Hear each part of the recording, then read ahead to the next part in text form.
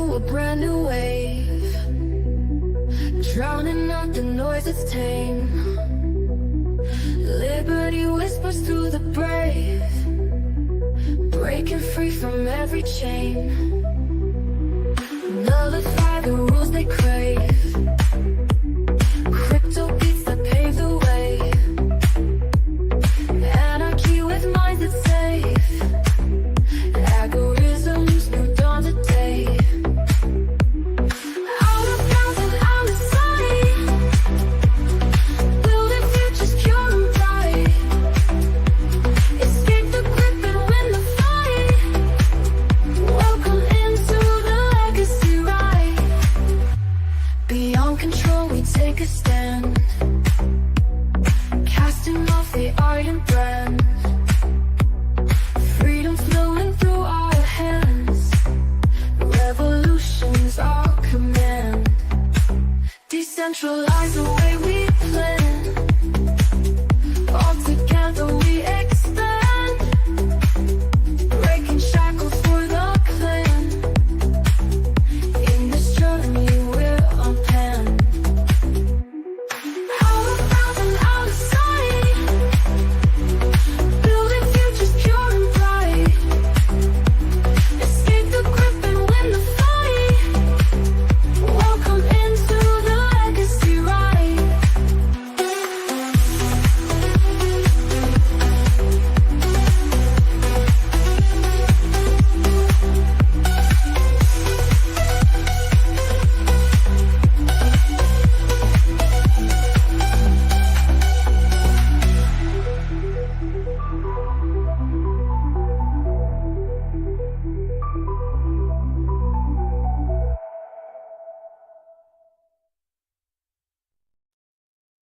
You know what, man? It's Saturday. I don't know what the hell to talk about. So you know what? Let's just roll the countdown and let's just see what we get into.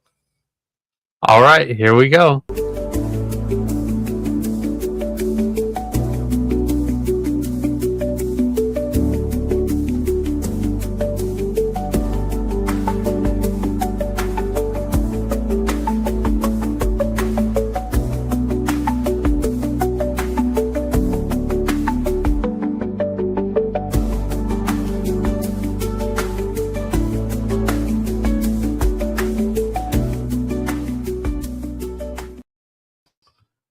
I mean, I got my sword. Man's gonna have his defenses. Greg's on mute. You're muted, Greg. Hey, great. I feel like I've been somewhere precisely before recently where I've seen that exact sword with that exact phrasing. That was deja vu-ish, my friend. Pretty sure that happened on Thursday. Is it I Thursday? think it did. Oh. It is a Thursday? I don't Possible. remember.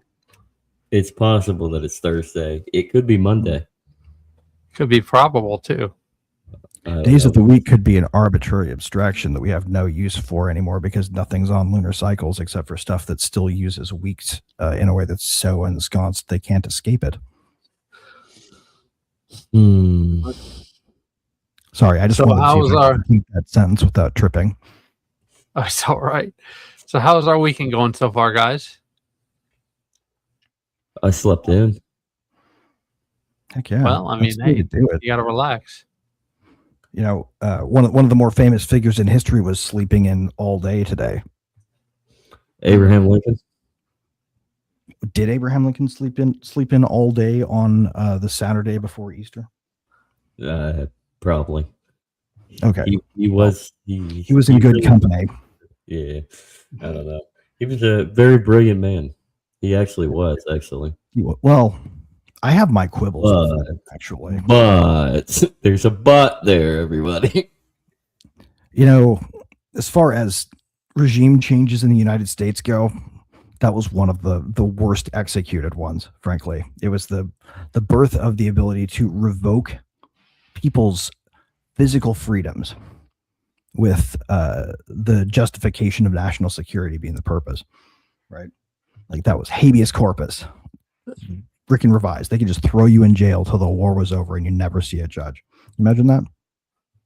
Could have been for something like sedition too, where they totally don't give you a chance to defend your First Amendment rights. You're just in jail awaiting trial. That goes to the kind of the general idea that I've come across in my last couple of years of research and just discerning and just realizing that you really have no rights, everybody. Like your right is to simply just exist. I mean, and to be Well, left alone if you can allow that to be the case. And how can you allow yourself to be left alone and to be able to live your life and to raise your family and provide for your family and to yourself when you have other sources that are breathing down your neck? So what is a right anyways if well, it can't be enforced? well. So here's the thing. Like, you just want to hear something crazy? At a master's of law level coursework. Okay, so like I was in law school. I was taking all the Yeah. JD, the Juris Doctor stuff. That's your Mm, bachelor's degree of law. In law school, that's like tier one, right? If you can get that, you're past paralegal finally, but you still have to take the bar and pay all these fees and do all this stupid busy work. But they let you practice at that point, right? You want to be a professor, though, you have to get something else, right? And if you want to be a particular kind of practitioner, you have to get something called an LLM, right? There's these tiers of lawyer, right? what's I'm going to stop you right there. What's funny is I find it has to take you anywhere from 6 to 7 years at least to get into to pass and graduate through the entire tier for law, right? Well, if you have to have an undergrad degree as a requirement, Yeah, right? you do have to. And like I find it funny. Like both my dad and my brother were attorneys, right? My dad graduated in 3 years, Mhm. and then went to Catholic University. My brother Mhm. actually stayed at UC for the entire duration. Went to UC Law after that. My brother both had a degree and they got their bachelor's in philosophy. My brother's uh, a That's awesome. philosopher by degree, and then he has his Juris Doctor, and then passed the bar in both Yeah. Indiana and Ohio. I find it hysterically hilarious because I'm the philosopher in my opinion, and yet he has the degree. Right. I know. Well, it's especially funny too because you can't really get good philosophy out of an LLM if you don't know philosophy, but you can totally get good law out of an LLM, which You is always can. amusing to me to talk about LLMs to lawyers because some of them actually have an LLM degree. This is the joke I was getting at here. So, so to all the LLMs out there, if somebody offered you an LLM class, would you want to take another LLM class as an LLM so you could use LLMs for your LLM practice? Yes. And I yes. mean, I said that's a that good sentence all the way question. in without falling over two. I'm 2 for 2 today, guys. I mean, honestly, who needs attorneys anyways? Right. I know. We really don't. You don't need the reason you need attorneys is for the same reason you need a licensed hairstylist, right? The reason that there aren't people practicing law that are just fit for it and good at it, because you can do that, right? Like you have to learn a few details about research or just hire a really good paralegal. But if you've got the right, shimmy shake attitude and you can schmooze with people who like to pretend to have power in ways that are kind of loud, if you can see through that BS and not worry about ego, then you can practice law. Like anybody could really do it. In fact, the reason they invented the 3-year model, I learned this in my legal ethics course because they also invented legal ethics for the same reason at the same time, roughly. And the idea was the YMCA started doing these 2-year night school lawyer training programs. And it was really starting to cut into the bottom line of people who served the poorest of the poor because everybody wanted to go to their 2-year program friends law practice because they were charging less and they actually cared about the cases because they lived next door or whatever, right? Well, a bunch of people at Harvard Law didn't think this was very cool, right? Because it was starting to concern them that they were not going to be tenured because they might not need as many professors. So they invented the system, decided to push to make the bar instantiate their system as a certification requirement. And now you know the rest of the story, right? So the whole thing was basically a way to capture the profession so that the rates could be controlled because they didn't want too many people in the industry. They certainly didn't want to be competing with people who actually gave a fuck about the poors, right? Their job was to cut deals with the other side's hoi polloi bullshit. Like it's highfalutin lawyer getting together with the highfalutin prosecutor to trade horses on the future histories of people who made mistakes. I found it disgusting. I got out of it for the same reason you didn't like working for Fidelity. Hey, Yeah, hey, that I sounds- didn't work for Fidelity. I worked in the security. Or sorry, I don't security. work. I don't work. You didn't work for the companies. Yeah, Good. I Nobody prefer should work for companies anymore. Companies are so 2000s. Yeah, I prefer the security because then you're not dealing with all the bullshit and you're just coming in and doing what a normal security guard does. Right. Sit on your You also ass. don't have to worry about the fact that your job's not important, right? Like you actually need freaking Exactly. security guards. Yeah, and, You well, check that too. Like, go ahead, Andrew. I would say you check the temperature of the dead bodies too. I worked in a morgue. I worked as a patient. You do have to check the transporter. temperature on that. I have Well, worked it's as just a room. patient It wasn't transporter. actual bodies. Oh. And to Andrew's point, I did have to touch the dead bodies, and I did have to roll dead bodies into morgues. It was kind of sad too, because I will tell a story. I actually chatted with this guy. I actually came up to take this guy to a procedure. We had a great conversation. He had some intestinal issues. He was in great spirits, right? And 3 days later, guess he ends up dying, and guess who's the one who comes up and carries his body to the morgue? Me. I just saw this guy 3 days earlier, and he was in great spirits, positive, like just everything's gonna be okay. We're gonna get through this, and the next thing you know, he's dead. Yeah. Yeah. It's like that ironic song that isn't ironic. So the song's ironic, but the lyrics aren't, right? You finally get on the plane for the first time after a lifetime of being afraid of flying. It goes down. Not irony, but exemplary, right, of the situation. Mm-hmm. The worst thing can, in fact, happen the first time you try something.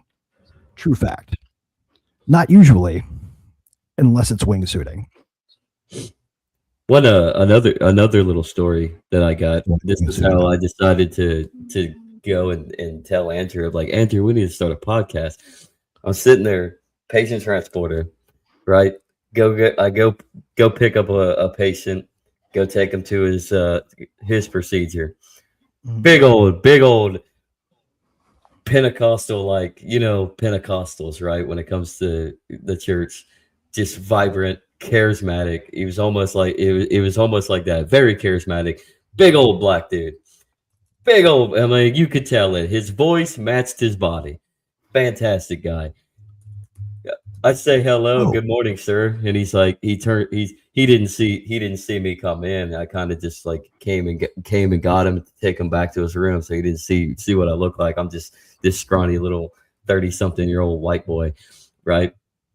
Small, skinny, and he's like, who the fuck said that? And he turns around. I'm like, speak again, young man. I said, I'm like, okay. Sup? He's like, you got the voice of a radio, man. I would have never thought that small of a person would have that deep of a voice. Like, you need to be on radio. I'm like, I don't know, man, but sure. And then here we are. And then here we are. We're not on the radio though. No, I know. Close enough. For the 16 watching live. 17 17. and the millions that we hope The to watch. replayers. Actually, no, we don't want millions. We just want you guys. Everybody who's in here right now, tell everybody to get the hell out of our show. We never want to see them again. This is it. Yeah. This is the end of the audience. We're capping it here. You guys are in a club. We're starting a guild. Yeah. No, it's honestly, it's the Eric Cartman, you can't come into my amusement park strategy. I like that actually, because when it comes down to it, like most people, when they get into this, and it's so saturated anymore, and that it's been co-opted by the corporate chartered arms, so it's kind of, and then it's harder. It was easier 10 years ago to get into a podcast because you didn't have the algorithms. So now you're fighting to stay on input with an algorithm and to stay in line with social media and all this. Like, whereas 10 years ago, you could you could find your niche, and then that's how you flow, right?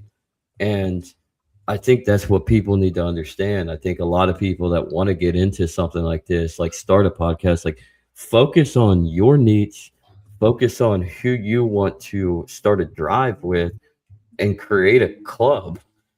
I mean, honestly, like create something where down at the bottom, I have become a sponsor and support the legacy, right? And you can go. I got the link there. You can become a sponsor. We want to do things that are kind of like a guild. So we want you to come to that Patreon that I have in underneath my name on the title. I mean, because I don't want to get big on here.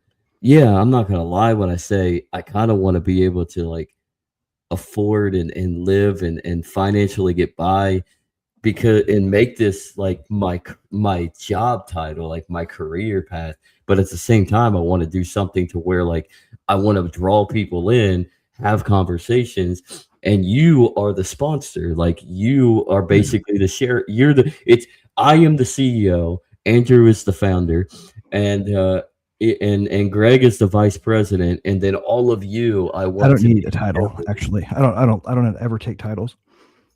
I don't care, you're the vice president. Oh, call me something I was silly just- at least if you're gonna be a title. Like, Can I be the grand flamboyant or the grand flanger or something like that? Or the frobber in chief? You're the yes, you're the philanderer. You are the No. philanderer. No, I said flange, not philand. Oh well, Happy Philander. Easter, everybody. a happy Easter. Absolutely. But But that's how flanger, in the way I was imagining it, was literally the thing that bends the guitar strings on a stick. Mm. I was Mm. imagining like my job was on YouTube, not like that. That was like I need a guitar for any of those hand motions to not look gross. well, I'm just the chief retard, and Andrew's bald. That's your I've title, always been. everybody. Always have been, always will be. But that's the Except- point. Like that's the point that I want to look at. Like that's what how I look at this is like, let's build a club to where it's almost like the fans, the supporters they're not just sponsors, they're like a shareholder investing, and through their investment they get more out of the deal. Like, come on over, let's start a community in a Patreon or in a Discord, and then we give you extra things to where you're just interacting. Like, it's Dude. more us, but you are more involved. Like, Right. Well, I mean, and the way that you have to always think about the reason. So a lot of people think that you get into this stuff. It's a scam, right? It's a Ponzi scheme. You hear Ponzi scheme lovers at this kind of stuff all the Yeah. time. oh yeah, Sometimes these things are in fact frauds, right? Most of the time, though, if we were going to be completely honest about what fraud claims usually are, when we don't aggregate them statistically and wash the facts out of them, is customers who get mad when a venture that had a fair shake but was always going to have a chance of failure ends up going with plan B, right? They fail. Mhm. And the people who were excited about getting the thing they wanted for their time and care and money, they're just like, you lied. Well, no, you didn't really lie. You just promised something you couldn't deliver. There's a difference. Yeah, Mhm. it's when you lie to convince people to give you the money that it's a problem, not when you lie to convince people that you're going to give your best shot at making a product that might not work, right? It's not the same thing. I want to hear more of Andrew, the star of the hour. Well, I mean, I wouldn't call myself a star, but I would like to call myself a captain for the episode. Maybe we're going to be talking about the Enneagram, right? In today's episode, it's a little bit of a long video. It's 45 minutes, so we don't have to watch it all the way through. But it's just interesting things. I want to. It's kind of discovering how Should we people do are the thing where wired. Anybody who wants to comment can, like, when it's silent on the video and not talking, say pause, and then we can comment. Is that Yeah, cool? that's Or fine. do you want me to just shut up That's and fine. listen? Because okay, cool. Does this All right. does this have anything to do with being spiritual nomads? Lost down a highway. Hmm. I'm Well, I lost mean- down a highway to hell. It's about envy. AC, yeah, ACDC just took me on a highway to hell. and then Led Zeppelin ended up carrying me up a staircase to heaven. But then I got to the top of the staircase, and then we fell back down because we played it backwards, and it ended up being Highway to Hell. Did you ever happen to stumble into the Hindu section, get resurrected, and find out that life is in fact always a highway? Life is a railroad. I don't know. I kind of want to drive it all night long. I don't know about you guys. Right. If you're going my way, though, I want to ride it all night long. Yeah, sort of like a Route 66. I like the right. There's all these cities and all these towns because it's in my blood and it's all around. These are the lyrics to "Life Is a Highway" by John Cougar Mellencamp. For anybody who's not completely sure if I'm doing it literally, that is a great song, actually. John Cougar, man. The drum hit. He's speaking of Cougar. He's actually from. He's from a town. Well, I guess it's not really a town. It's a small city. He's actually from Seymour, Indiana, which is about 50. Oh, wow. Yeah, about 50 miles from me, from Lawrenceburg, and Lawrenceburg, Aurora. And he actually used to. This is what my mom told me. He actually would sometimes come to Lawrenceburg when they and just sit by the river and drink beer. Cool. He had a place. He had a place in downtown Indy too, right off the circle at like Meridian and whatever street crosses right into the Capitol's face. Oh yeah, I remember that. Yeah, he probably still has something in Indy. He probably sold that thing was. It was more of a condo. Like obviously nobody was buying that. They're like, that's the weird thing about the Indy market for places that had way more cost than square feet. Well, he is downtown now. Like he owned that thing. He was never getting rid of it. Yeah. Oh yeah, he probably still owns it, and I think he has like a farm or something like outside of Bloomington now. He's still an Indiana boy, man. He never really left Indiana. He got a little too smart thing to do with the old music bucks, though, right? Pick up land. Yeah. Pick up land, stay home. You got to admire him. You got to admire John Cougar. You don't have to admire the politics, but politics is gay anyway. So no, you've got to respect is the fact that before that man existed, all the songs that he wrote did not. Right? We would not be making absurd "Life Is a Highway" jokes right now, for example. Blood on the Scarecrow, everybody. Yep. That's my favorite song, actually. That gets me pumped when I listen to Rain on the Scarecrow. I always liked Little Ditty.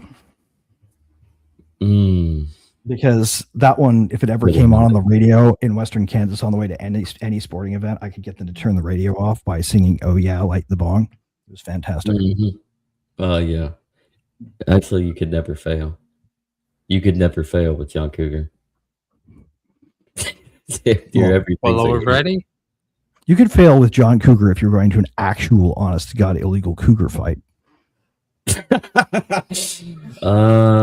Not John Cougar Mellencamp, and here's like, the claw, and everybody runs away, but John Cougar Mellencamp is not the victorious cougar in that fight, unless they gave him, I guess, like a guitar or a mic stand. Then maybe he'd win. You could garrote the tiger with the guitar strings or hit it with the mic stand. I don't know. He might live. He is a cougar. He is a cougar after all. we're getting on a tangent, so Andrew, let's go ahead. I was just asking if you guys are ready to get into it. Let's get ready to rumble. All right, here we go. Hey guys, welcome to my channel. My name is Dr. Tom LaHue. We're going to be talking about the sin of Enneagram Type 4, otherwise known as envy. Thanks for joining me for this video. You can go to my website, tomlahue.com. It's listed in the description below. I do offer Enneagram coaching. What is that? Well, it's like life coaching, but it's based on the Enneagram. So, when we know the Enneagram, it tells us a lot about ourselves, a lot about our motivations, and a lot about the people that we're trying to get along with and in relationship with. And it's a fantastic tool to not only learn more about ourselves, but the people that we love and interact with, and to have the best relationships possible. Realize, guys, I'm an Enneagram 7, which means I just want you to be happy. I just want you to be content. I want you to have a great life, to live an inspired life, to be passionate about what you do. And sometimes in life, we can lose that passion, lose that joy, lose that excitement, and our relationships can suffer. And I don't want you to suffer. I want things to be better for you. And so I'd love for you to consider working with me. Look at my Present to Life program. And also, as we jump into these notes today, I have these notes available for you. And just go to my store tab on my webpage and download the free PDF, the free ebook called Shadows of the Soul. And this little book has all of this information about type 4s, as well as all the rest of the other Enneagram types as well. And it's free to you. It's just a free resource to help you on your journey. And let's jump into this information today, and let's see what we can learn about ourselves and the people that we love. So we all know Enneagram 4s are called the individualist, the romantic, the dramatist, the healer. A lot of different words for 4s. 4-wing 3 is called the aristocrat. 4-wing 5, the bohemian, meaning you kind of march to the beat of your own drum.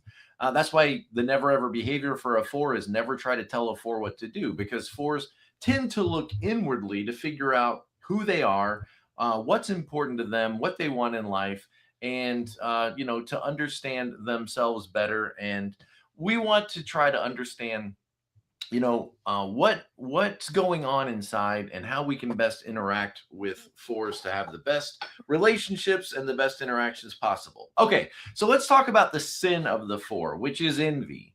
Now, I just, kind of did some research on what envy is. When I think of envy, I think of looking at somebody else and kind of feeling frustrated that they are where they're at versus where you're at. And I do already think of envy and jealousy kind of different. Jealousy, I tend to think of it as I have something that's mine and somebody else is taking it, and so I'm jealous for what is mine.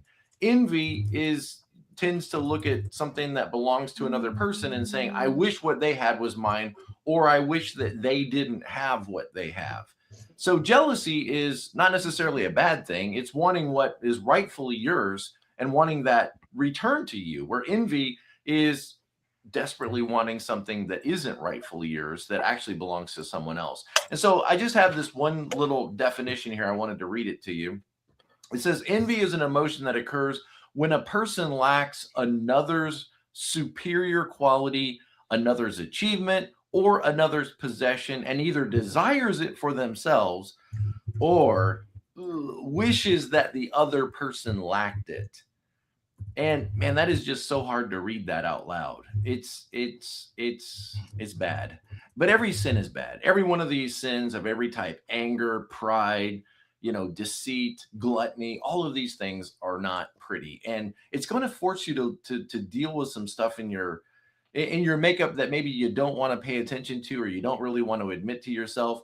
But is there a part of you that when you see someone else, things are going well for them, their life is good, they have a lot of friends, they're popular, they're beautiful, they have a great job, is there a part of you that evaluates yourself against that? Just realize that a lot of us don't do that. Okay. You need to understand that a lot of us don't do that. Like, I see someone else's success and I don't necessarily think that means anything about me. Like, I feel like there's enough success to go around, or there's enough beauty to go around, or whatever it is.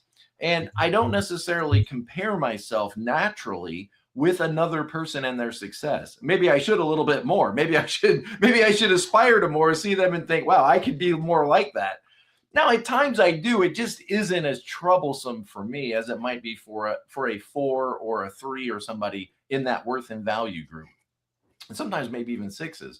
I look at it and well, this isn't about me. This is about you. So let's keep it about you. So seeing someone else's success, seeing someone else's status, seeing someone else's possession, looking at that and immediately feeling like this communicates something about you, your status. This is a message about you in some way.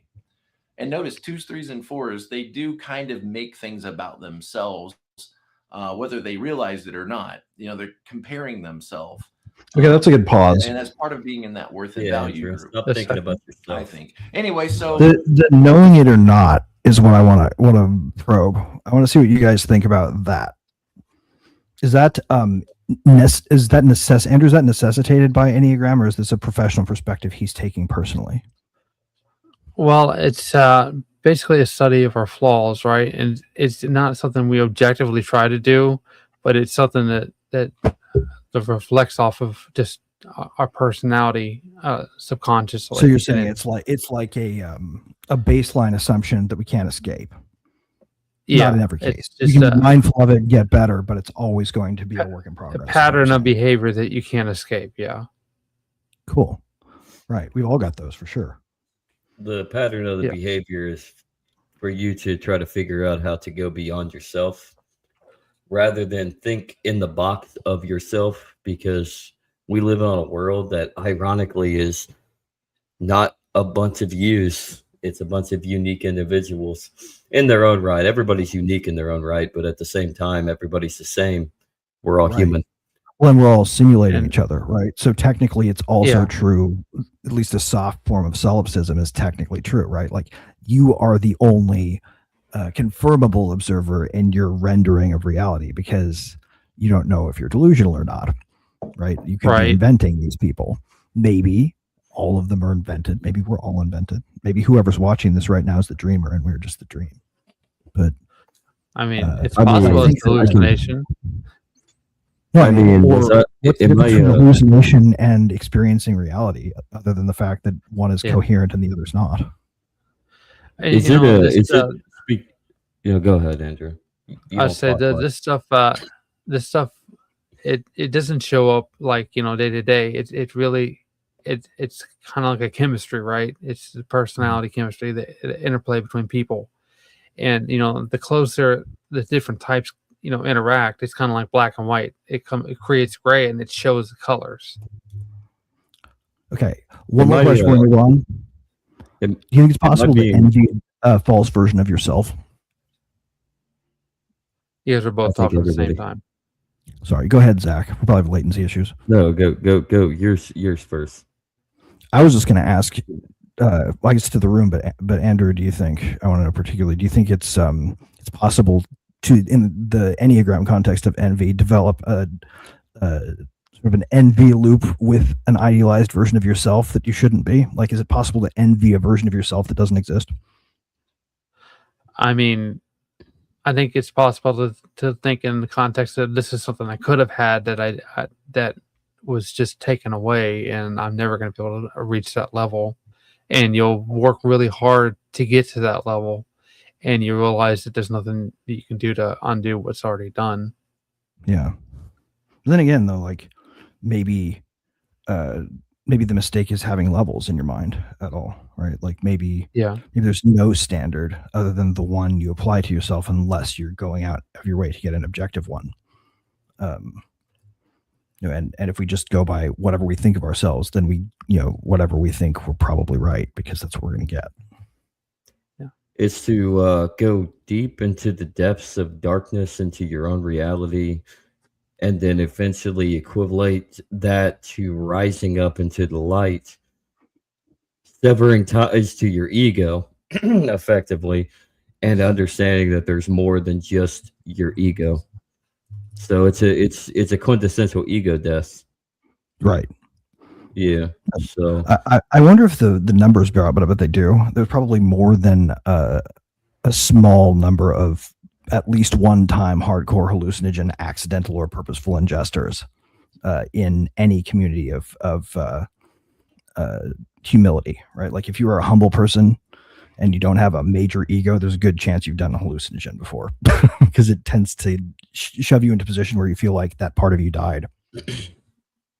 I mean, I've done hallucinogens and I have an ego. Well, I mean, everybody has an ego, but you become keenly aware of it once it's gone and then comes back, right? I mean, I've ate mushrooms a couple times and literally just sat and watched a fake baseball game on PlayStation 2. That sounds awesome, actually. It's way better than all. Actually, I've had some pretty good experiences, but I've had some really bad ones before. Do you guys want to hear a really bad experience I had with a hallucinogen? Yes, I'll share mine after that too. Okay, so 2019, we were just launching Rivet, and we had this huge plan where we were going to go to every ETH conference and really just hammer it, right? So I survived Berlin and didn't die. And I got cocky. And the next one was DevCon in Japan. Well, actually, there was Boston in between, which was awesome and fun. But DevCon in Osaka, Japan. And we all go to the conference all day. And then every night, everyone goes out to the local bars. So we're in this place called Dodenbori. And there's all these bars in the Japanese style where you go into the thing and you go up the elevator and there are different floors. It's really fun. But if you ever go on the bridge and look for the famous Glico Running Man sign, do not, under any circumstances near midnight, take any flasks offered to you by anyone. They are not a friendly sharing of a drink. They are a friendly sharing of what, in that case, turned out to be ayahuasca. Mm-hmm. I bummed the guy a Jewel Pod. I thought he was giving me a snocker off of his flask for a payback, but in fact, he was there for a ritual where all the people who like to do that in that city go to the bridge to meet up. I just happened to be walking by. So he thought he was giving me what I wanted. And I spent the next 14 hours having the craziest hallucinations in a strange place. It was nuts. I mean, I saw ghosts. I jumped into a harbor. I may or may not have tried to commandeer a small boat. I told a cab driver who was really embarrassed by this because I was freaking out because I thought he was driving too fast. Totally hallucinating it, right? But the only way I could get him to pull over was to use the small set of English words that he had learned. One of them included bathroom. So I started telling him I was going to shit all over the back of his cab if he didn't pull over immediately and get me out of there. It worked, but now I'm extra lost. Right? I happened to get lucky and end up right by the sea park. So, which they were in the middle of a typhoon at the time. Yes, a super typhoon was hitting. So I went into this thing and they were doing this was an evacuation site. I hung out with the SeaWorld people for a while, but I got the sense they were waiting to call the cops on me because I was out of my mind. Right. I was telling them that there were people filming a reality show chasing me around. I was on a game show in my mind. Right.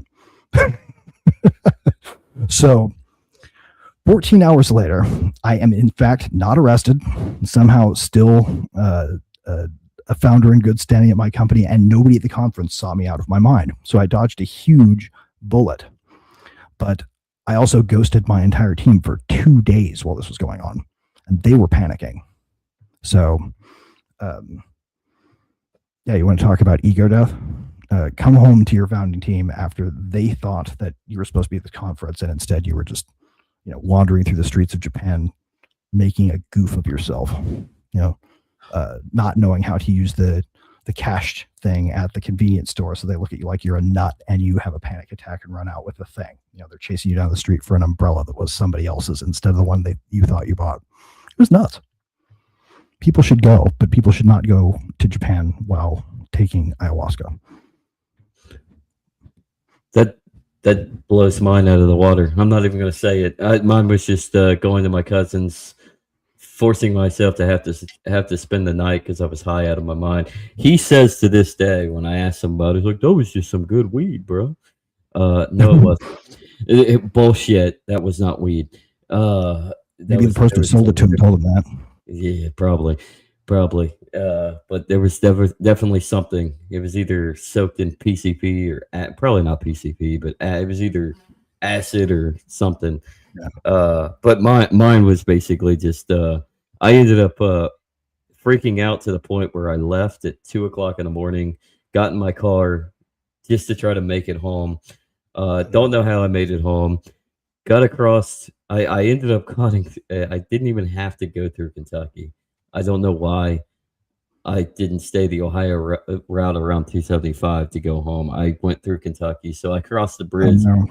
I crossed 2 bridges. Each bridge I saw crossing the Ohio from Cincinnati into Covington on 75. I saw a glowing light.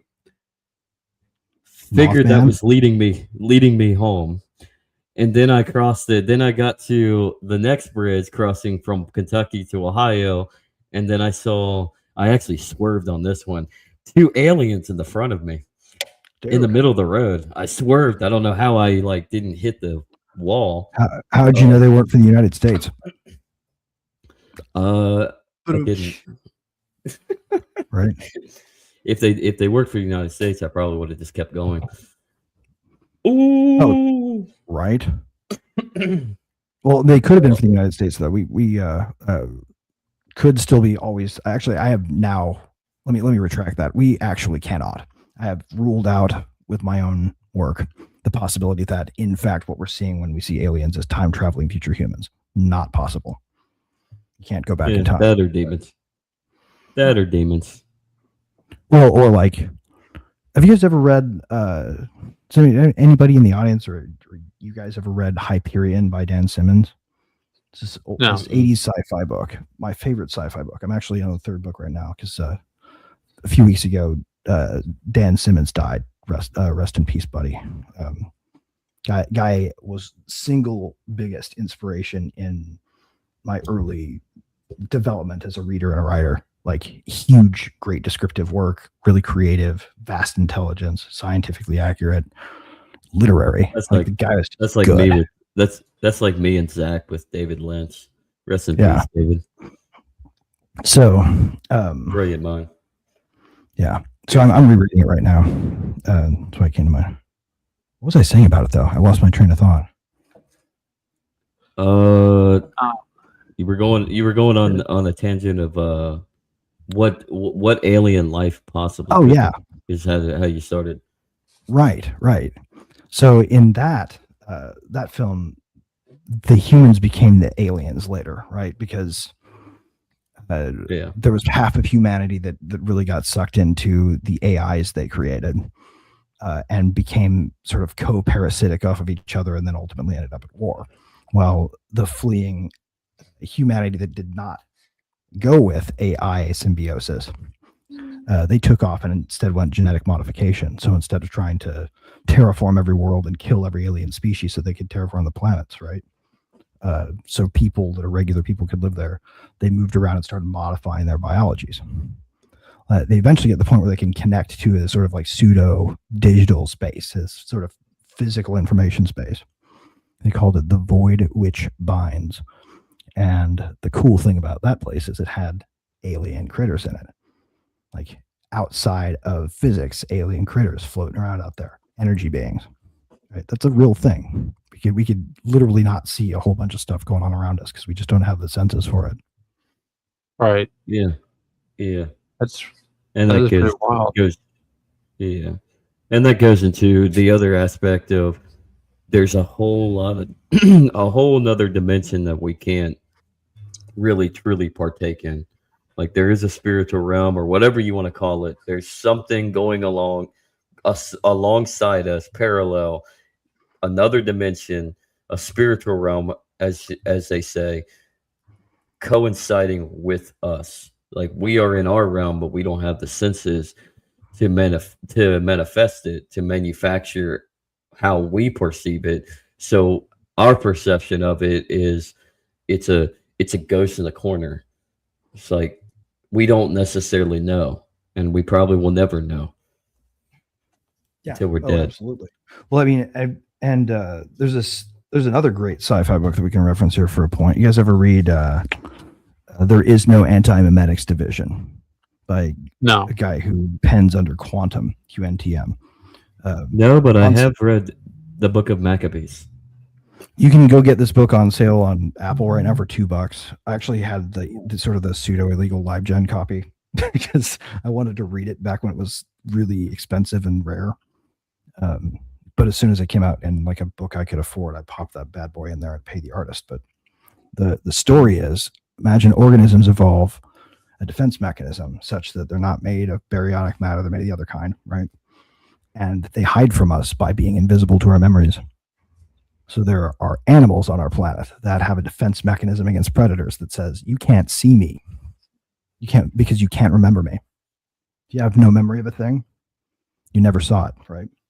Even if you're looking at it right now. Can't see me. So they get to this, the story, by the way, gets to this point where there's like an adversarial thing, like an entity that shows up that is using it against us, right? That it's there and nobody can remember it's there, even though it's destroying the world. I Great just book. want to. Everybody should read it. Yeah, everybody should go check that out. So pause this for a real quick second, then come back and put it on 2 times speed so you can catch up and go get that book. It's $2. We should totally continue the video. Yeah, good call. Right. Well, here we go. Wishing that other people lacked it. Like there's something within you that says, you know, how did this person achieve this? You know, how did this person acquire this? And I bet they're not as fantastic as everybody thinks they are. And I need to get in close and figure out what's going on. And then if need be, like expose this person and show everybody that they're not as wonderful as everybody thinks they are. And this is a sticky disease, not disease, a sticky, problem. This envy thing is going to have repercussions in how you interact with people. It's going to have repercussions in the relationships that you have. It's certainly going to spin some things in your mind that maybe not good to dwell on. Okay, so discontent, resentful feelings, envy can lead to feelings of sadness, ill will, and bitterness. Sadness, ill will, and bitterness. I mean, like those are like 3 awful feelings. I hate feeling those things. I can't imagine like this being constant. Envy specifically involves wanting someone else what someone else has. This distinction, okay, complex and painful emotion. Yeah, because can you just come right out and say this? Like, I don't think you can just come right out and say this. Like, I hate her. You know, I hate the fact that everybody loves her. I hate she's fantastic. I hate her. She's, you know, he's fantastic. He's so successful. I hope he fails. Like, you can't say that out loud. Maybe you can. You shouldn't say that out loud. But I mean, that stuff's spinning around inside of you. I'm just curious. Is this what it's like? Is this what it's like? Do you experience this? What do you do to control this? What do you do to limit this? What do you do to answer your own questions and get yourself out of this state, this sadness?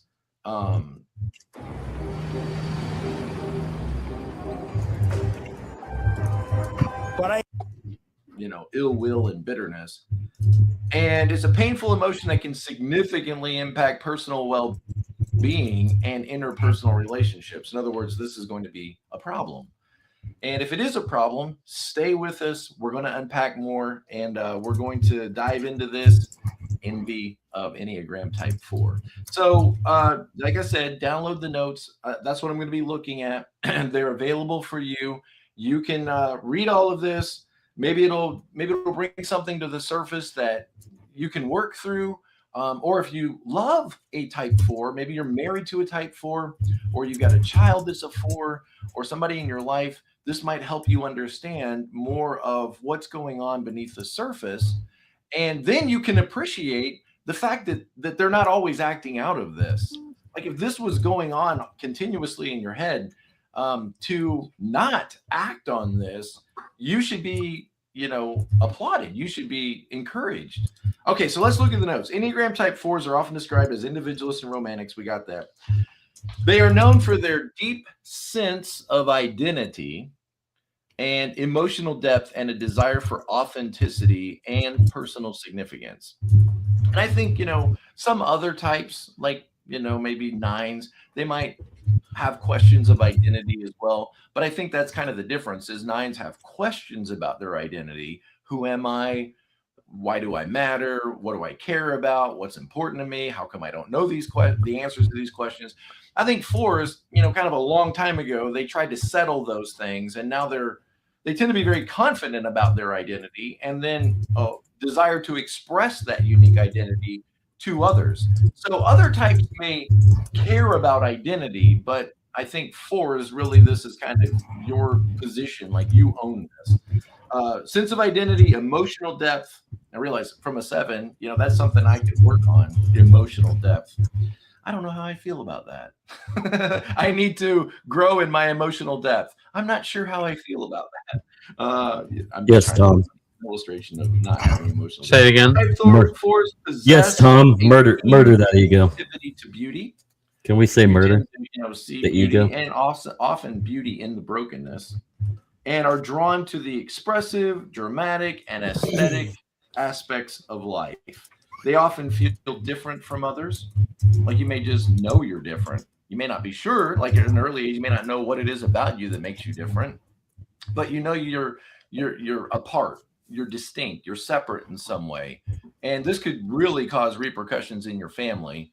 When your family just thinks, what's the problem? We love all of you. All of us are together. We all sit at the table. We all go into church together. And you're, differentiating yourself and moving yourself away from these people that are trying to love you because maybe there's something going on within you that says, well, I'm more than just one member of this family. I don't want people to define me or limit me in this way, or just see me as one of the sisters or one of the brothers in this family. I know I'm different. I know I don't fit in. I know I don't belong. Now I need to figure out what it is about me that makes me different. And I did a video a while back on the defense mechanism of type 4s. It's called introjection, which is where 4s tend to borrow bits and pieces from the greater world around them, sort of trying on these different aspects. Like maybe, I see this person in cowboy boots. Well, that's different. Not everybody wears cowboy boots where I live. And so maybe I need to try that. Maybe I need to bring that in and incorporate that. Oh, this person, they wear whatever it is, tattoos or something, and I need to take from that, or nose piercings, or whatever, the way you cut your bangs, or the kind of glasses you wear. And so borrowing, I think very kind of postmodern, like borrowing from all different What if you're bald? aspects of other people's identities and incorporating them to create your own I could borrow some hair. special identity. And again, I always think, I'm not sure how to respond to this, or I don't think other people would know how to necessarily respond to this appropriately. Like we can see sometimes on the surface you being very different, but maybe people ignore that because they're not sure. Are they supposed to address it? Are they supposed to say, wow, look at you. You look very different. Wow. And so sometimes I think you may not get the response that you expect, or you may not even be wanting a response, cognitively thinking about that, or you may want people to stop judging you based on how you look. And so I'm going to affect the way I look so that people don't just see me as this beautiful person, that they have to really get to know me, and so I'm going to sort of push back a little bit with the way I look, startle them a little bit, or shock them a little bit, or not fit into the norms, so that the people that really want to get to know me will have to press in beyond that exterior appearance in order to really get to know me. Guys, I'm just trying to figure it out, okay? If you're looking at me saying, oh, wow, Tom, you got this all wrong, I might. I'm not opposed to realizing that I may not have things right. I'm trying to understand the way another person thinks, and that's challenging for all of us. So put the comments in. I never tell you to like, comment, and subscribe, but like, comment, and subscribe. If you're just glad that I'm having this conversation, then like the video. Even if you don't feel like I got it all the way perfect, realize there's not a lot of people out there trying to figure this out, or trying as hard to figure this out and understand it. Because, guys, I constantly work with people. I constantly work with couples. I work with 4s, and 9s and 8s and everybody else. And a lot of times they're having relationship problems, and I'm trying to help them understand each other to have better relationships. So it's always a work in progress. Okay. And that's why I love doing these videos, because it forces me to keep learning, keep growing in my understanding, challenging myself to understand other people and their mechanisms better. So feeling different from others with a sense that something is fundamentally missing inside. Something's off. Something's incongruent. You could think of it like this, that every type, they are in a center. So 4s are in the worth and value center, or the feeling center, or the shame center. One type within each of those centers is going to go with the problem of shame. One type is going to go against it, and the other type is going to try to overcome it. And so when you think about it like that, look, 3s, they're obviously trying to overcome the sense of shame or the sense of embarrassment by being very focused on setting goals and pushing themselves and working hard. And so you can see them trying to outrun this sense of not having value by accomplishing a lot. Twos, on the other hand, they go against this worth and value problem, this shame, and their sin is literally pride, which is the opposite of shame. So they go against that. And then look at fours, you kind of go with the shame. And there it is, that sense of feeling different, feeling broken. That brings up a spot right there. Bring that comment back up there, Andrew, that you just had. That mass resentment equals Marxism. That's resentment. So the term of art is resentment. It's a weird variation on it. Yeah, slightly different word. But it kind of corresponds, because to the Marxist philosophy, to build upon a critical theory in what is oppressed and what is the oppressed and who is the oppressor, you have to build up that in order to try to ascertain in society of what is the positives and what is the negatives, and where do we fit. And I think that's where they get wrong, because I think they go too much pull into the negative envy.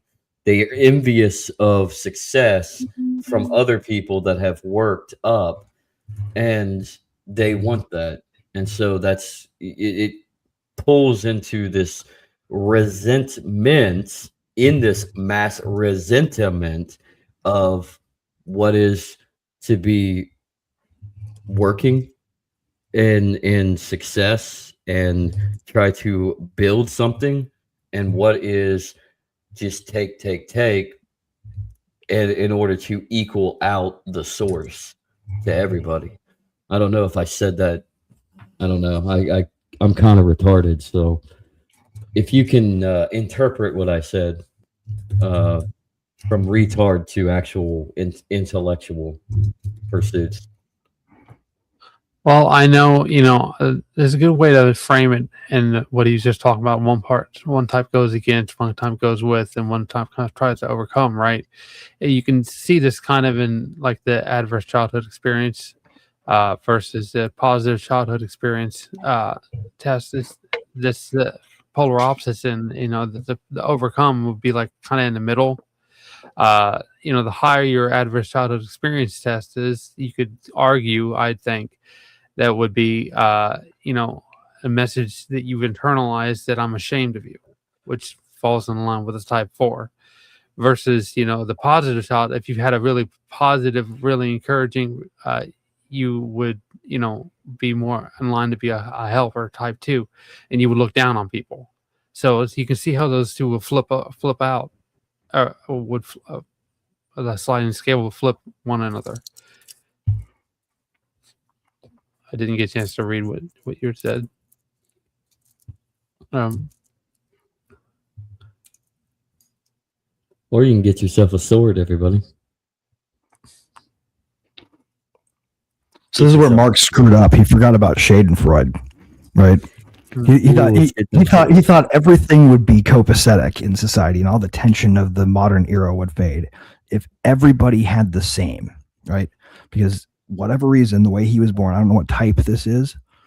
Maybe you can diagnose him, Andrew, but he thought what the world needs is fairness, because the only thing in the world that could possibly make me feel angry about my place in life is whether or not things are fair. He thought, even if it sucks, how would I know if everything was equal?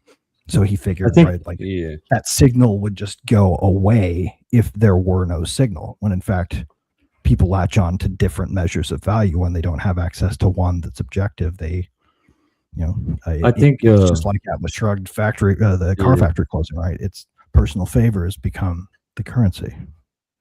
I think we got to start looking at Marx and where he transferred towards his transference of the society that he grew up in and came about in the Germanys at the time, and how Germany was beginning to consolidate as well, because honestly, it comes down to how society was manufactured at the time. So that I think we have to go through a different lens with Marx, figure out what he got, and he got a lot wrong. But where did he go wrong? But what exactly did he get right within his wrongness?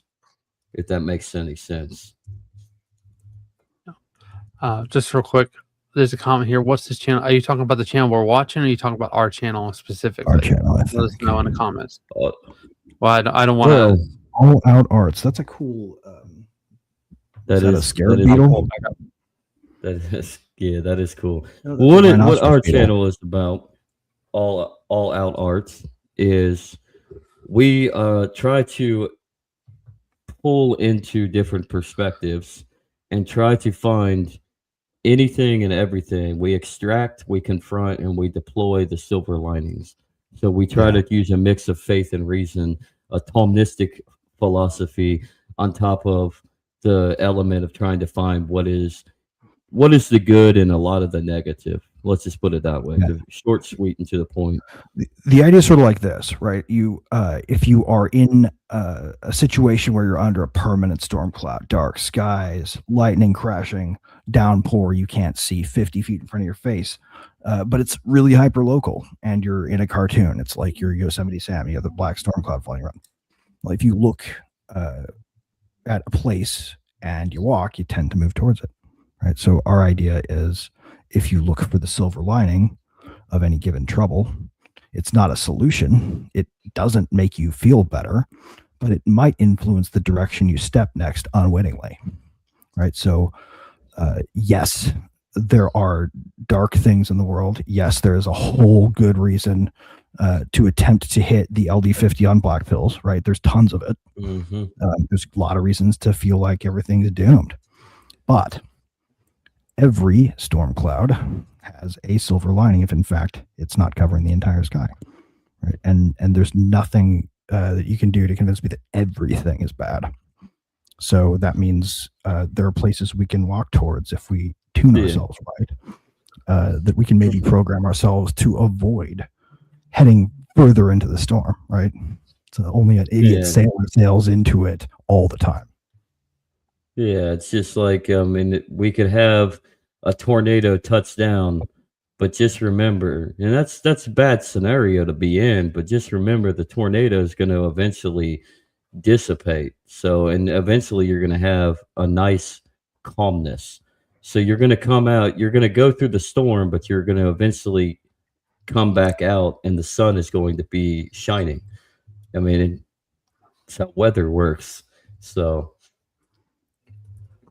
chaos of imperfection eventually leads to the imperfection of perfection. We're all broken in different ways. The other thing about our show, like, this is, what episode are we on now? 13, right? So we're also tomorrow, like, if you want to come hang out with us, this is another fun community. You can see what the things we get involved with tend to turn into over time. We're like up to 400 some odd episodes over there now, right? Yeah. You're talking about what Locked on Round Table? Bottom line is there's a lot of ground, like that show at episode 13, if you go watch it, was nothing like the one we live today, right? So this show is early, and if you are at all interested in what we're about, this is your opportunity to help shape it, because another cool thing about our show is we don't want just a bunch of people agreeing with each other or shouting at each other in the comments. We're not going to engage with that. What we want is for people who get challenged to take a deep breath and address it like a civilized adult, and for people who do the challenging to be shown proper gratitude for giving us something legitimately contentious to talk about, which is what everybody loves to watch anyway. So why are we getting mad at each other over it? Basically, what we want is we want to tie the flags. We're all Bloods. We're all Crips. We're all Latin Kings. It's the pirate parlay. We're all here. Parlay, tie the flag. So Democrat, Republican, Libertarian, when in the political sphere, I mean, Christian, atheist, who cares? We're all You're also beings. all delightfully mad. So you will see zany stuff that you have never seen people say publicly before without shame, said here in ways that you would not expect. Was that a joke? That seemed self-deprecating. Nope, he was being serious. Wow, that was a cell phone. That was a joke. Who knows? And every now and again, you might see a cat fly up out of nowhere and hit my face. So that's also another bonus part of Cat this is always of a this classic. video. The cat is always classic. It might sometimes be a big fat one. That one's Duke, or it might be a crazy one, or you might get some love with Julia because she is just a lover. Yeah, we also do our very best to make even the most liberal sponsors, in terms of what you can say about their brand, tremble in fear and run away. We want to help them get noticed, and there's so much fluff that some people just want to see a little bit of grit. So get ready to watch us if you sponsor us, man. Get ready to be roasted a bit while we snort Dubby. Thank you, Dubby. We're gonna mess with our brands. Don't snort Dubby, by the way. It's drink powder. Dubby. Dub. Let's get into it. Fundamentally off, feeling like something is not right, and you're kind of looking at everybody else saying, you guys are okay with this? You guys are okay? How are you okay? Like, don't you feel this sense that something's off? Don't you feel this unsettled feeling? And then this envy starts to creep up of like, I wish that I could be normal like these people. I wish that I could just go on with life as though nothing were wrong. I wish that I could just go on with relationships in life all as if everything was fine. But everything's not fine. And so there's this melancholy feeling that is often, typifies fours. There is this angst that often typifies fours and their music and their art and their creativity, that something is not right, something is broken, something is off, or something's wrong with everything. And I think fours just kind of accept that and wear that publicly, to the shock and dismay sometimes of other people. Like, oh my gosh, get it together, And I think fours are just more okay with it, or expressing it that way. So something is fundamentally missing in themselves that gives them a deep sense or profound sense of longing or melancholy. And longing is just, think of it as a very high idealism, that things could be better. Relationships could be better. The way we interact, or the setting, or the decorations of the room, or the music, that everything is off a little bit, and we could idealistic. Remember, sevens, ones, and fours are all idealists. This could be better, and there's this longing that things aren't the way they should be. Much like ones, there's this disappointment with life, and if you're a four, you know what it's like to live with disappointment. That's the sound of an American oil company hard at work. Want to be a part of it? Listen up. Hello. That is the sound of an American affects oil all of us company. at different levels. And disappointment is just such a terrible feeling, to have this expectation of the way things could be, and then look at the way things are and to feel that difference or feel that gap. It can completely keep you from being able to be present to life. It can keep you from being able to really experience the joy and the everyday. And it's a miserable feeling. I get it. I understand disappointment from a different perspective, from a sevens perspective, but I understand disappointment, and I'm working on it. I'm always trying to deal with it. I'm always trying to, accept things as they are. And, they can't be as exciting or as fun as I would want them to be. The core sin or passion of type 4 is identified as envy. This envy, however, is nuanced. It's not simply about coveting what others have in a material sense. That would probably be more like a 7. Gluttony, like, oh, they just got a 4-wheeler. Oh, wouldn't it be cool? We should get a 4-wheeler. Oh, they just got jet skis. Oh, wouldn't it be cool? We should get jet.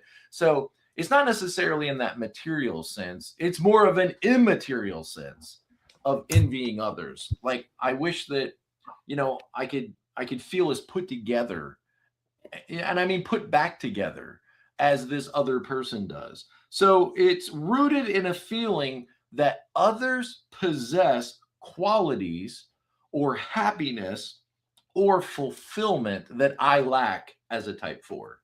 Like, look at them. They're just able to hold hands. They're just able to walk as if nothing's wrong. They're able to just relate to each other. They're able to just stand there and smile. They're able to just laugh and do these mundane jobs. They're able to give their life, 30 years of their life, to this factory job of just pulling this lever. I just can't do that. They're able to just enjoy this popular music. They're able to just enjoy this popular food, and there's something within me that says you just can't enjoy or we can't pause yet because Andrew's gone.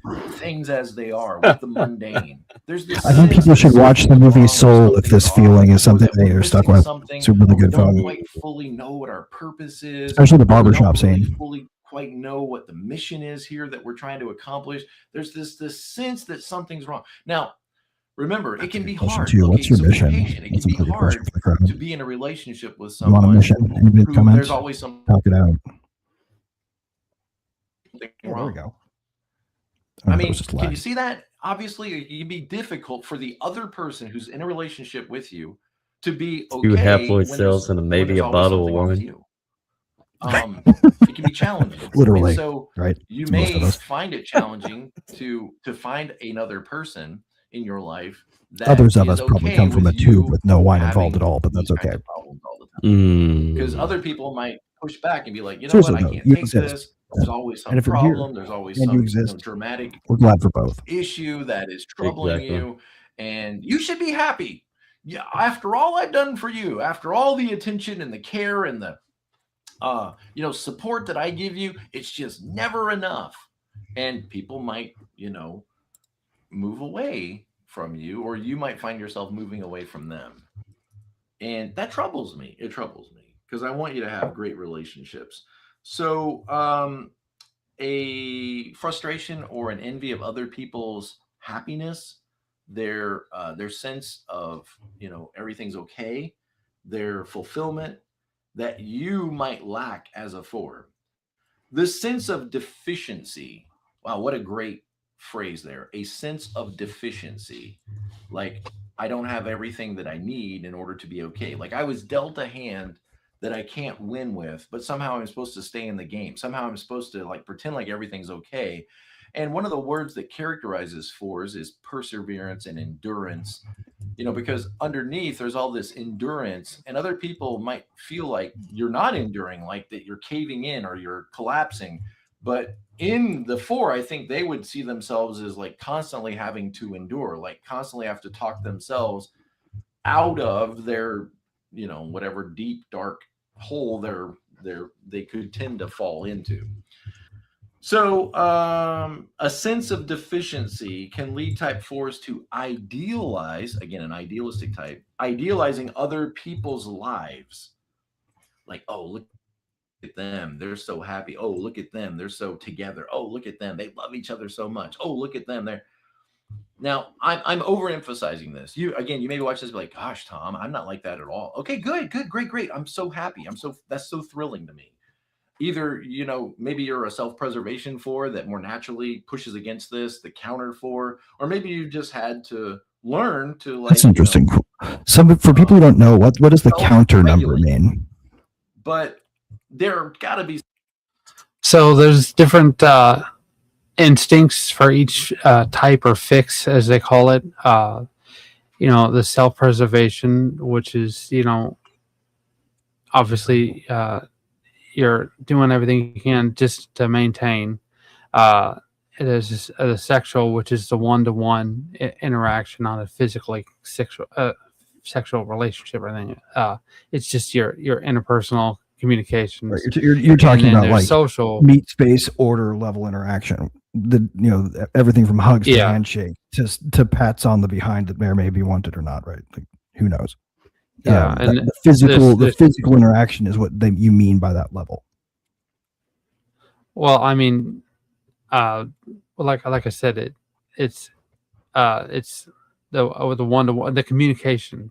So the mechanism of how you would manage a situation on a person by person basis. Gotcha. And then the social is just how you interact with people in general. So it's not just on a one-to-one society. So that one imports like what sort of hangups or not hangups you have about how others perceive you from a third person perspective, Yeah. essentially. Um, Gotcha. Makes sense. So it's a lot like the Jungian shadow type, but not quite. It's more complex, but it's similar in what it's trying to get at. The sort of dynamic where you fall back on a default that you don't usually have because you're in a stress situation. And usually you only practice 2, and the third one is kind of dormant in you. Makes sense. Once when you practice the 2, one is going to be dominant, one is going to be to support the dominant instinct that you have. So the interesting thing is there are universal patterns that re-express themselves that demonstrate just that type of thing. Even the early universe had a dormant third term that did not have any influence on direction until the universe got stressed by running out of space for all the stuff happening in it. Right. I mean, it's wild stuff. I like learning about this because, I mean, I call it social engineering just to learn about it, but I mean, not everybody's going to kind of think about it. Well, social engineering is one domain, right? Like, here's a good tip for people who want to get into this.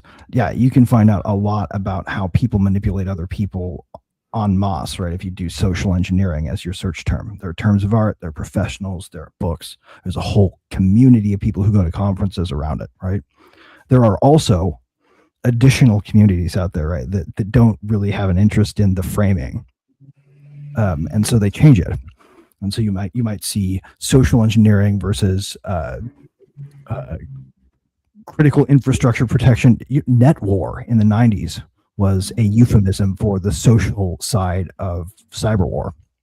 So if you want to find out some really interesting stuff about like early authoritarian controllers trying to figure out how to get a handle on this internet thing because they heard somebody built a bomb in their refrigerator once or whatever, and they freaked out. Well, the anarchist cookbook thing. Which I've read about. Network people were crazy, man, but most of their ideas are still the ones that people push under different brands today. Yeah, and that's how I look at it. When it comes to the Enneagram, I would like to apply the strategy and the theories of the Enneagram into a more simplified but complex side, because it's all complex, but it's all simple when it comes down to it. To apply the lens of a Thomist Aristotelian view is to understand that we're just trying to understand our purpose in life and to figure out the common good and like what is the good in our livelihood. Like, how do we concentrate our available asset of ourselves to what life and society, this world, its perspective, its purview, how do we apply it to figure out a centerpiece combining discourse and division and coming together into what a general purpose of societal and cultural aspects should be. So in a sense there, Andrew, it is social engineering. You are trying to engineer a society towards the drive of a common good. Right. So do you consider social engineering to be the broad category? Like, if we wanted to get into the specific forms of it, would you like distinguish, mass media propaganda all over Bernays versus like, Warrenite / they called it soft or soft authoritarianism or paternalistic libertarianism was the thing they called it. Behavioral legal economics, subcategory of or different category. What would you say? That's a question for you, Andrew. I'm just trying to understand your ontology, your ontology and the hierarchy you're playing. Yeah, it is ontology. It really is. Well, I mean, I think there's different fields for different, ways of people. This is the way people think, feel, and act, right? So different fields of study and different environments are going to have different people applying it in different ways. So it's not just one, mechanism that's universal. It's really based on who's got the pull and who's really trying to pull the strings, and different points of view. So like you can say the media is social engineering, right? But then you can also say Ludwig von Mises was trying to, provide the foundation to have an ethical version of social engineering for society. Well, I mean, his idea was, let's apply engineering discipline to the policy side of social, right? And policymakers probably thought that was cool the first time they heard it, when they imagined that meant our jobs get busier and we get richer and more of our friends get jobs. But then they looked at it and they go, oh no, he's talking about applying engineering discipline to policymaking. No way are we doing change control. No way are we making ourselves have to justify what we do, right? They weren't into Mises style engineering. No. And so you can see like that could definitely be, distinct.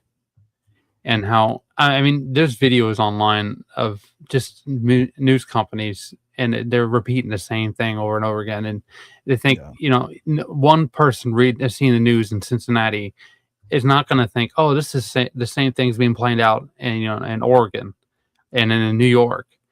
But, if you have a distinct enough message repeated thinly enough that people won't pick up on it, everyone's, following in the same path and not even doing it on purpose. So, well, I mean, everything connects. One propaganda technique that never runs its course. Like, okay, so in the 1989, they made this remake of Cyrano de Bergerac with Steve Martin, called it Roxanne. Oh, there's this. Yeah. There's a scene where they modernized the Lothario scene, where he's like whispering from the bush what to say. How can you love a diaper? That was a great speech about everything that's literally wrong with our use of words. Right? We are sucking the meaning from them when we spam them, because repetition still works even when you're not paying super close attention. You're bored. You're annoyed. If you hate what you're watching and it's still being repetitive, your memory will still retain it. Right. So it's why there's a race to the bottom when it comes to that, I think, because repetition is the worst but most effective propaganda technique.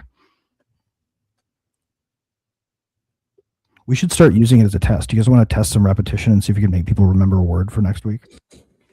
Poop. Like, I need to take a big poop. That's a repetition. Go get the diaper. I mean, I now try to make it nonsensical, right? Because you can repeat it in ways that have no meaning. Like, that's the poop, right? That's what I'm going to say for the rest of the episode. That's the poop when I think something's cool. Oh, so we're gonna start a new fad for the younger generation. We're gonna try to beat the younger generation. No, we're literally trying to put an unwanted earworm in. Unfortunately, not paying attention to the whole context. People, right? Like, show up late. Guess what? Poop. You will not understand why we're saying. It'll make it stick more. Poop. Oh, son of a poop. All right. All the poop that's fit to poop. Well, that's actually a pretty good one. You see the word poop in twice. All the poop that's fit to poop.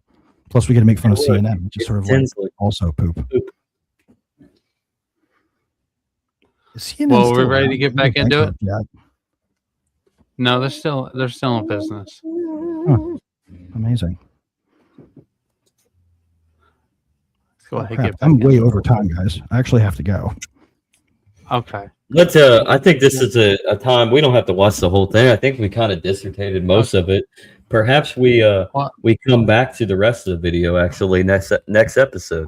So. Well, you know what? Okay, that's a good idea. If you go over to this video, watch the rest of it, and then work poop into your commentary on it somehow in a way that's not insulting to the guy who did the video. Like, give him a compliment using the word poop. Screenshot it and come back here next week.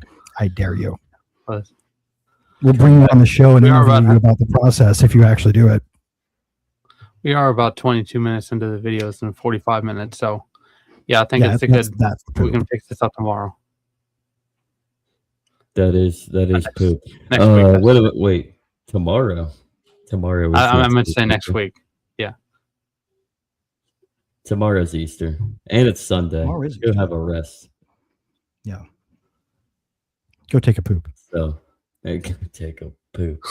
Yeah, take a And, big. and while you're in there, do not get a mirror out of your bathroom cabinet and sprinkle W on it, cut it into a line, and snort it up your nose. That's not what it's for. It's an energy drink. Stop being weird.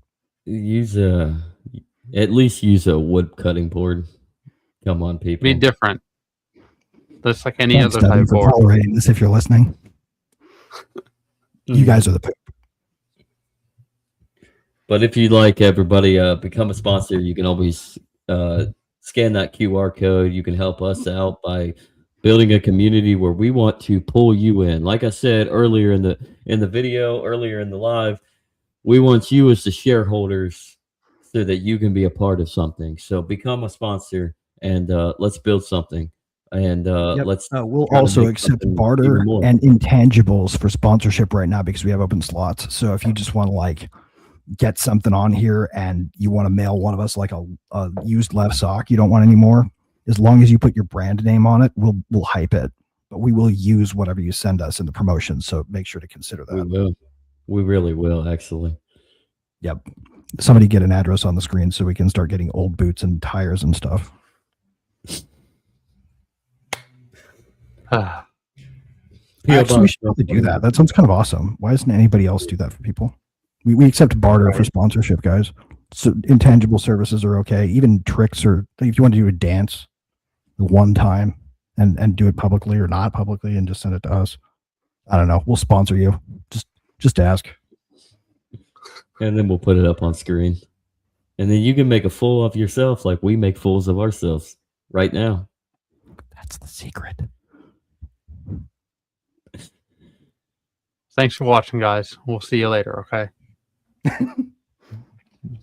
Oh yeah, and Happy and, Easter. Poop. Happy Easter. Peace. Happy Easter. Bitcoin, baby. Hey, yeah, this is Bitcoin. I'm back. The king of the rap shit. I'm back in this Bitcoin, baby. I'm back in this bitch. Flossing fast cars and rolling with my clique. The king of the rap shit, the real OG. Whack ass rappers got nothing on me. Bought another Lambo, 3 hoes inside it, 10 hoes in line, ready to ride it. It's Bitcoin, bitch. Keep the track bumping. Really on the plug. I got pies in the oven. 80 years old, and your baby mama fond of me. All she wanna do is smoke my broccoli. Private jets from Rome to Ibiza. Lisa, Jenny, Julie, and Maria. Every day I gotta give thanks. I got bitcoins in the bank. Bitcoin, baby. I'm back in this bitch. Bitcoin, baby. Oh, I'm a bad motherfucker. Bitcoin, baby. The king of the rap shit. I'm back in this bitch. Axe your grandmother. Verse 2, coming with the gin and the juice. Call me a dragon. Spit flame in the booth. I'm hot, like a thermos full of coffee. So hot, can't get the hose off me. It's true. I got the weed card and shit. I'm smoking like a motherfucking chimney, kid. Bitches love me. My shit's never whack. Tell these motherfuckers Bitcoin's back. Bitcoin, baby. I'm a bad motherfucker. Hot like hot coffee. Oh, Axe your grandmother. Surprise, motherfucker. The king of the rap shit. I'm back in this bitch. Get your hands in the air. Put your hands on the car. Put your 2 hands on the rock. Put your 2 hands on the road.